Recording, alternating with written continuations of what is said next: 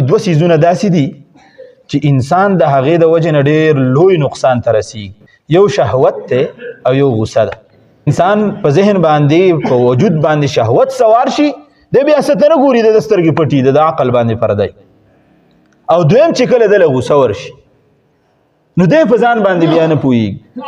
د دې وجې نه رسول الله صلی الله علیه وسلم ته یو سړی راغی، الله رسوله ما ته نصیحت وکړه، ما ته څه وصیت وکړه. رسول الله صلی الله علیه وسلم ورته ارشاد فرمایي لا تغضب، غوسه مه کوه. بیا دغه سړی راغی د الله د رسول نه تپوس کوي، د الله رسوله نصیحت راته وکړه. رسول الله مبارک ورته په دویم ځل وایي غوسه مه کوه. په دریم ځل بیا راغی، رسول الله مبارک ورته په دریم ځل هم وایي غوسه مه کوه.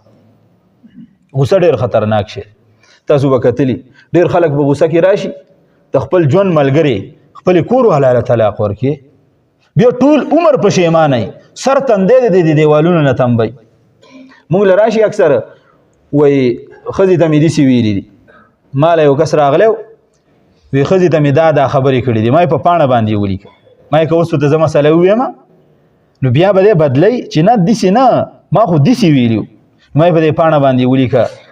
لول مې په پاڼه باندې لیکل واغسته چې تا خپلې ښځې ته داسې ویلي دي، مې ولیکل. بیا خو بدلولی نه شو، لیکلی شوي.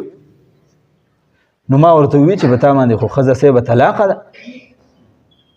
نو چې هېڅ یې پکې ونه مونده نو بیا یې ما ته وی نه نه دا خو زه غوسه وم او ما ورته دا ویلي دي، زه خو ډېر سخت غوسه وم او دا ورته ما ویلي دي.